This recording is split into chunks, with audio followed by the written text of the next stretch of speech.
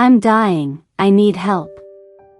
She screamed, expecting a response she doesn't really know where it should come from. Laura's bare feet slapped against the wet pavement as she stumbled through the alley behind the pharmacy, her stomach a hollow cave that hadn't seen food in 2 days. At 17, she had the haunted eyes of someone twice her age, eyes that had seen too much, trusted too little, and expected nothing from a world that had given her even less. The group home had been her last stop before the streets claimed her completely.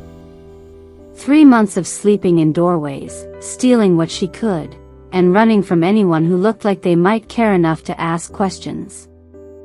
Love was a luxury she'd never been able to afford. Trust.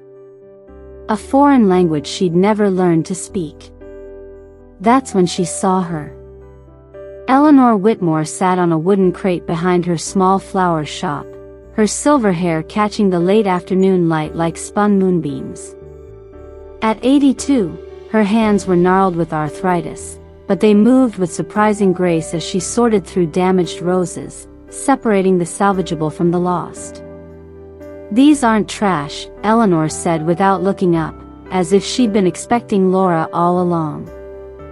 They're just flowers that need a second chance. Laura froze, caught red-handed reaching for the day-old bread Eleanor had left on the windowsill. Not for the homeless, Laura would learn later, but specifically for her.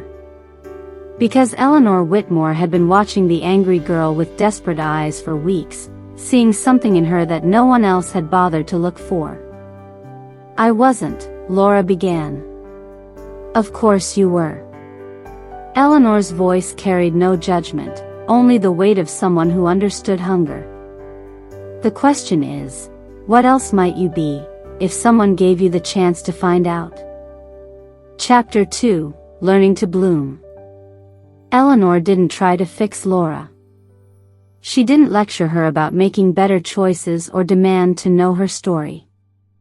Instead, she simply asked if Laura knew anything about flowers. They die, Laura said flatly.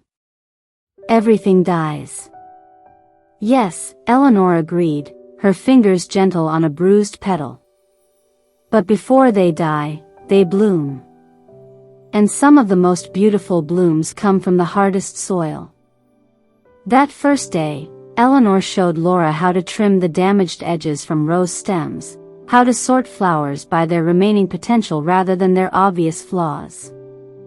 She taught her that wilted didn't mean worthless, that broken stems could still hold water, that with the right care, even the most neglected bud might still open to the sun. Laura stayed for the bread and the warm cup of tea Eleanor offered without asking if she wanted it. She stayed because for the first time in memory, someone looked at her without trying to fix her, save her, or send her away.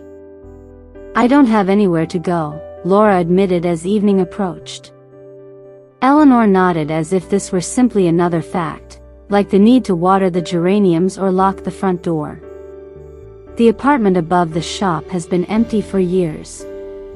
It's not much, but it's warm and dry. I could use help with the morning deliveries. It wasn't charity. Eleanor made that clear. It was an exchange, Laura's strong back and quick hands for a roof and 3 meals a day. But it was the first time anyone had ever made Laura feel like she brought something valuable to the table. The apartment was small and simple, a studio with faded blue wallpaper, a twin bed with a handmade quilt, a tiny kitchenette, and one large window that looked out over the garden behind the shop. To Laura, who had spent months sleeping on concrete and cardboard, it felt like a palace.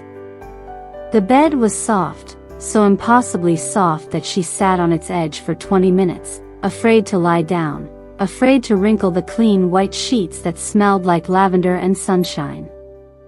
When she finally did surrender to sleep, Laura cried, not the bitter tears of despair she'd grown accustomed to, but something deeper and more frightening. These were tears of relief so profound they felt like drowning in reverse, like surfacing after being underwater for so long she'd forgotten what breathing felt like. For the first time in memory, she was safe. Not just from the cold or the hunger or the predators who stalked the streets, but from the crushing weight of being utterly alone in the world. Someone had seen her, really seen her, and decided she was worth saving.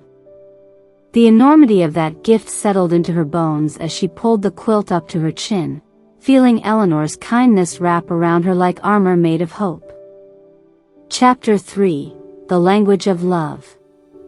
Eleanor taught Laura to read, not words, though that came later, but the subtler language of human need. How Mrs. Chen always bought yellow roses when she missed her mother in Beijing.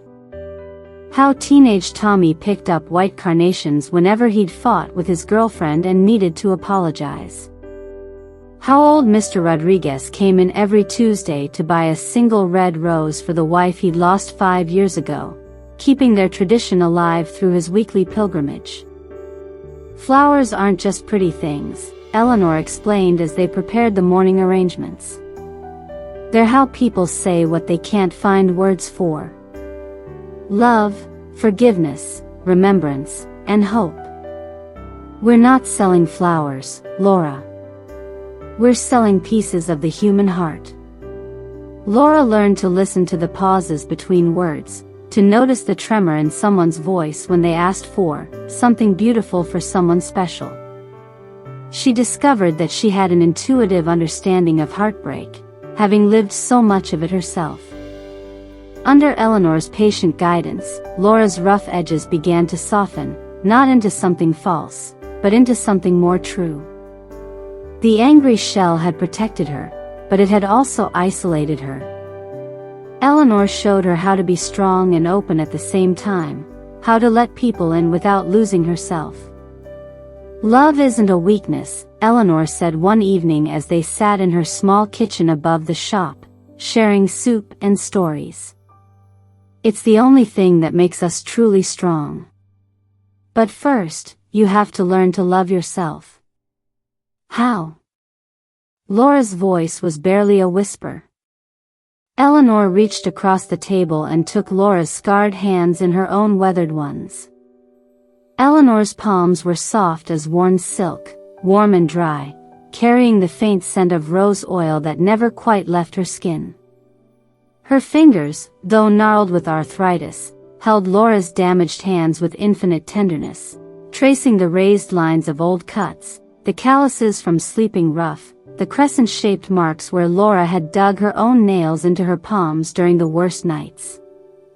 No one had ever touched Laura's hands without flinching, without looking away from the roadmap of survival carved into her skin. But Eleanor held them like they were precious, like they were beautiful, like they told a story worth honoring rather than hiding. In that touch, Laura felt something inside her chest crack open, not breaking, but blooming, like a seed that had been waiting in frozen ground for the first warm day of spring. The same way a gardener loves a wild rose. You don't try to make it into something else. You give it what it needs to become its most beautiful self. Chapter 4: When Paradise Cracks. As months turned into seasons, Laura discovered she had a gift for business that surprised them both. She convinced Eleanor to start offering flower subscriptions to local restaurants, created simple but elegant arrangements that drew customers from across town, and even built a small website that brought orders from neighboring cities.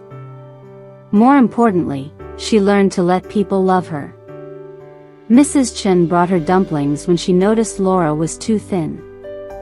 Tommy started asking her advice about girls, treating her like the older sister he'd never had.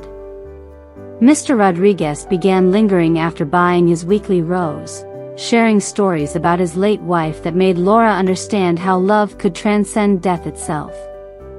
But happiness, Laura would learn, makes some people nervous, especially when it belongs to someone who wasn't supposed to have it. The first crack appeared on a Tuesday morning when Richard Blackwood walked into the shop. Tall, impeccably dressed, with the cold smile of someone who saw dollar signs where others saw dreams, he represented Pinnacle Development Corporation. The entire block, he explained with practiced efficiency, had been targeted for redevelopment. Luxury condos. Upscale retail. A revitalization that would price out every small business that had called this neighborhood home for decades. "We're prepared to offer well above market value," he said, sliding a check across the counter with numbers that made Laura's breath catch. Eleanor looked at the check without touching it. "This shop isn't for sale. Mrs. Whitmore, be reasonable. You're, what, 82? Surely you'd rather retire comfortably than struggle with a failing business in a declining neighborhood." That's when Laura stepped forward, her old instincts flaring like a struck match. She said no. "Get out." Blackwood's eyes shifted to Laura, taking in her defiant posture and protective stance. "And you are? None of your business." After he left, Eleanor was quiet for the rest of the day. That night, as they shared dinner in the small kitchen, she finally spoke. "He'll be back. And next time, he won't be so polite." She was right. The pressure started subtly, building inspections that found violations that hadn't existed the week before, permit renewals suddenly requiring fees that doubled overnight, longtime suppliers mysteriously raising their prices or claiming shipping delays. Laura watched Eleanor age visibly under the stress, saw how she tried to hide the threatening letters that arrived with increasing frequency. "We should take the money," Laura said one evening, hating herself for the words. "It's enough for you to live comfortably anywhere. Start over somewhere new." Eleanor's eyes flashed with something Laura had never seen before, disappointment. "Is that what you think this is about? Money? Starting over?" The fight that followed was brutal. Eleanor accused Laura of reverting to her old patterns, running when things got difficult, choosing survival over loyalty.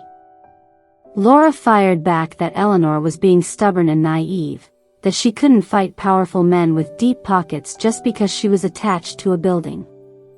"You don't understand," Eleanor said, her voice breaking. "This shop isn't just my livelihood. It's my husband's dream, my history, my—" "Your husband's been dead for 40 years. Laura shouted, immediately regretting the words. Eleanor went very still. "Get out." "Eleanor, I didn't mean. Get out of my shop. Get out of my home. You want to run? Then run." Laura packed her few belongings that night, her hands shaking with a fury that masked her terror. She'd been stupid to think this could last, stupid to believe she deserved a place in someone else's dream. The streets welcomed her back with familiar cruelty, and for 3 days she slept in the same alley where Eleanor had first found her, telling herself she was better off alone. It was Mrs. Chen who found her there, dumplings in hand and tears in her eyes. "She's not eating," she said simply. "Hasn't left the shop since you stormed out. Whatever you two are fighting about, it's killing her." Laura wanted to stay angry. Anger was easier than admitting she'd been wrong, easier than facing the possibility that she'd destroyed the only good thing in her life. But when she peered through the shop window and saw Eleanor, frail, alone, surrounded by wilting flowers she no longer had the energy to tend, Laura's carefully constructed walls crumbled. She found Eleanor in the back room, sitting among boxes of damaged roses she'd been too tired to sort. "I'm sorry," Laura whispered. Eleanor looked up, and Laura saw her own fear reflected in those gentle eyes. "I'm scared, Laura. Not of losing the shop, of losing you. When you left, I realized you were right. Nothing lasts forever. But I'd rather fight and lose with you than give up and live without you." Chapter 5, Fighting Together. The battle to save the shop brought Laura and Eleanor closer than ever, but it also revealed depths of Eleanor's past that Laura had never suspected. Late one night, as they pored over legal documents and community organizing strategies, Eleanor showed Laura a photograph she'd never seen, a young woman in a wedding dress, standing beside a man in military uniform outside a half-built flower shop. "We broke ground on this place the day before he shipped out to Vietnam," Eleanor said, her finger tracing the edges of the faded image. "James never got to see it finished. Never got to arrange his first bouquet or meet his first customer. But every flower I've sold, every life I've touched here, it's been for him." Laura felt something shift inside her chest, a deeper understanding of what this place meant. "Why didn't you ever tell me?" "Because I needed you to fall in love with it for your own reasons, not mine." Eleanor's smile was sad but determined. "And now, watching you fight for it.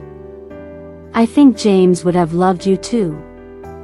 Their campaign to save the shop became a neighborhood crusade. Laura organized petition drives and social media campaigns while Eleanor shared stories with local reporters about the community they'd built. Mrs. Chen rallied the other immigrant business owners. Tommy brought his high school friends to distribute flyers. Mr. Rodriguez connected them with his nephew, a lawyer who took the case pro bono. But Blackwood escalated too. The building inspections became daily harassment. Their flower supplier received an offer to sell his business to Pinnacle at twice its value, with the understanding that his first act would be cutting ties with Whitmore's. Worse, rumors began circulating that Eleanor was mentally incompetent, that Laura was taking advantage of an elderly woman's confusion. "They're trying to separate us," Eleanor observed after a particularly brutal day. "Make it look like I can't make my own decisions." The breaking point came when social services showed up at their door, responding to an anonymous tip about potential elder abuse. Laura watched in horror as strangers questioned Eleanor about her finances, her health, her relationship with her caregiver. The humiliation in Eleanor's eyes made Laura want to burn the world down. That night, Eleanor began teaching Laura things that had nothing to do with flowers. How to balance books and pay taxes. How to negotiate with suppliers and handle difficult customers. How to apply for a business license and open a bank account. Most importantly, she taught Laura how to dream beyond survival. "I want you to go to university," Eleanor announced one day, producing college brochures she'd been secretly collecting. "I can't leave you," Laura protested. "Not now, with everything that's happening." "You can and you will," Eleanor said firmly. "That's what love means, wanting someone's future to be bigger than their past." "Besides," she added with a sly smile, "who says you have to leave?" Evening classes at the community college. Business law. "We're going to beat them with education and determination." They fought about it. Laura, terrified of being stretched too thin, argued that the shop needed her full attention during this crisis. Eleanor, equally terrified of Laura limiting herself, insisted that staying ignorant would be a betrayal of everything they'd built together. "I'm not abandoning you," Eleanor said during one particularly heated argument. "I'm arming you for the battles ahead. Knowledge is power, Laura. And you're going to need every weapon we can give you." The compromise they reached was evening classes at the community college. Laura would study business administration and basic law while continuing to help run the shop. It was exhausting, but Eleanor never let her quit, even when Laura's old patterns of self-doubt threatened to pull her under. "You're not the lost girl who wandered into my alley anymore," Eleanor reminded her. "You're Laura Whitmore." "Yes," I said, "Whitmore, and you can do anything you set your mind to." The name change had been Eleanor's idea. "Family isn't just blood," she'd said simply. "And you're the daughter of my heart." Her voice had broken on those words, thick with 3 years of accumulated love and the fierce protectiveness of a mother who had waited a lifetime for her child. "I never got to raise a baby into a woman, but I got something better. I got to love a broken girl back to life and watch her become magnificent.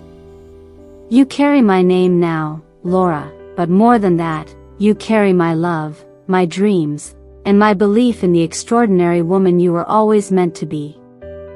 That makes you more mine than biology ever could." Chapter 6: When Winter Comes. Eleanor's diagnosis came on a Tuesday in November. Pancreatic cancer, stage 4. The doctor spoke in careful, clinical terms about treatments and timelines, but Laura heard only the number that mattered: 18 months, if they were lucky. That night, Laura raged. She threw things and screamed at God and demanded to know why life bothered giving her something beautiful if it was only going to take it away. Eleanor let her break 3 coffee mugs and a vase before pulling her into her arms. "Love isn't about how long it lasts," Eleanor whispered into Laura's hair. "It's about how deep it goes. And ours goes deeper than time." They made a pact that night. No wasted days feeling sorry for themselves. No careful tiptoeing around the truth. They would live these final months with the same fierce intention they'd brought to everything else. Eleanor began sharing stories Laura had never heard. About her late husband, who died in Vietnam before they could have children. About the flower shop they dreamed of opening together, and how she'd built it alone as a monument to their love. About the loneliness that had settled into her bones like winter frost until the day she saw a wild-haired girl reaching for bread and recognized a kindred spirit. "I used to think God forgot about me," Eleanor admitted. "Then I realized he was just saving the best for last." Chapter 7: The Art of Letting Go. Eleanor's final gift to Laura was teaching her how to let go with grace. As the cancer spread and Eleanor grew frilier, she insisted on creating a detailed plan for Laura's future. The shop would be Laura's, along with Eleanor's savings and the small apartment. More than that, Eleanor had quietly been building Laura a network of support: the college advisor who would help her finish her degree, the business mentor who would guide her through expansion, the found family of customers who had watched Laura bloom and would continue to nurture her growth. "I won't be here to see you graduate or walk down the aisle or hold your babies," Eleanor said during one of their last real conversations. "But I've loved you enough for all of those moments. I've tucked my love into every corner of your life, so you'll never be without it." Laura had learned enough about love by then to understand that fighting Eleanor's preparations would be selfish. So she listened as Eleanor shared her final wisdom, committed every word to memory, and promised to live a life worthy of the love she'd been given. "How do I do this without you?" Laura asked. Eleanor smiled, her eyes still bright despite her failing body. "The same way a flower blooms without the gardener watching. Because everything you need is already inside you. I just helped you remember how to let it grow." Chapter 8: Full Circle. Chapter 8: Full Circle. Eleanor died on a Tuesday in March, exactly 18 months after her diagnosis, with Laura holding her hand and reading aloud from the poetry book they discovered together. Her last words were, "Look how beautifully you've bloomed." The funeral was standing room only. Laura stood at the front of the small church, looking out at the faces of people whose lives Eleanor had touched through kindness, through flowers, through the simple act of seeing the best in everyone she met. They had come not just to mourn Eleanor, but to celebrate the love she'd lived and the legacy she'd left in Laura. Laura thought she would collapse under the weight of her grief, but instead, she found herself held up by the strength Eleanor had been quietly building in her for 3 years. She spoke about second chances and the courage to love even when you know loss is inevitable. She talked about how one person's belief in you can change the entire trajectory of your life. 6 months later, Laura opened the second location of Whitmore and Daughter Florists. 5 years after that, she graduated summa cum laude with her business degree. 10 years later, she started a non-profit providing job training and housing assistance to homeless youth, naming it Eleanor's Garden. But the truest measure of Eleanor's legacy wasn't in Laura's achievements. It was in the way Laura loved, fiercely, patiently, without conditions or expectations. The way she saw potential in broken things. The way she offered second chances to anyone brave enough to take them. Epilogue, Seeds of Forever. And that, my sweet Eleanor Rose, is how your great-grandmother Eleanor saved my life, Laura says, closing the worn leather journal where she's written every detail of their story. At 73 now, her own silver hair catches the afternoon light streaming through the windows of the expanded flower shop, and her granddaughter, at 7 years old, sits cross-legged on the floor between the arrangements, wide-eyed and captivated.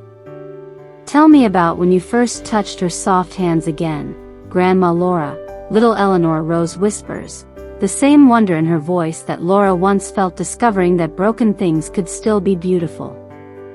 Laura smiles, her heart full as she looks at this precious child who carries Eleanor's name and spirit forward into another generation. That's a story for tomorrow, little Rose. But remember what I've told you today, love is the most powerful force in the world. It can transform anyone, heal anything, and change everything. Laura is 73 now, and time has taught her that some stories are too big for just one telling. Her own daughter, Eleanor Rose's mother, grew up hearing fragments of this tale, but it was only when her granddaughter turned 7, the same age Laura was when she first learned that homes weren't safe, that Laura felt ready to share the full story. Because she sees something in little Eleanor Rose's eyes, a sensitivity and knowing that suggests she, too, might be called to love the wounded and forgotten. Sometimes customers still ask Laura about the old woman in the faded photograph on the shop's wall, the one with the gentle smile and knowing eyes. Laura always pauses in her work, her hands stilling on whatever arrangement she's creating, and shares the story of how love found her in an alley behind a flower shop. She saved me, Laura always begins. But that's not quite right, and she knows it. Eleanor didn't save her. Eleanor loved her. And in being loved completely, without conditions or expectations, Laura saved herself. Love, Laura learned, isn't about finding someone perfect. It's about finding someone who sees your potential and loves you patiently enough to help you grow into it. It's about planting seeds in another person's soul and trusting them to bloom in their own time, in their own way. And sometimes, if you're very lucky, that love echoes through generations, spreading like wildflower seeds on the wind, taking root in the most unexpected places, transforming the world one heart at a time. The garden continues to grow. Eleanor's love lives on in every flower that blooms, every kindness that's shared, every lost soul who finds their way to a small shop where broken things are seen not as endings, but as beginnings. Because love never really dies. It just changes form, becoming the light that guides others home. As Laura tucks her granddaughter into the same bed where she first learned what safety felt like, she whispers the promise she's carried for decades. There's so much more to the story, little Rose. So much more love yet to be shared. Love is the only miracle we can perform for each other, and the only one we ever need. If this story reminded you that broken things can still bloom beautifully, please hit that like button and share it with someone who needs to remember that love finds us when we need it most. Your support helps these stories reach hearts that are still healing, and shows other wounded souls they're not walking alone. Subscribe and ring that notification bell for more stories that prove love has no expiration date and second chances come wrapped in the most unexpected packages. Tell me in the comments, have you ever been someone's Eleanor, or are you still waiting for yours to find you? Follow for daily reminders that the most beautiful gardens grow from the hardest ground, and that sometimes our greatest inheritance isn't money, it's being loved enough to bloom. Sweet dreams, and remember, your own second chance might be just around the corner. Rose.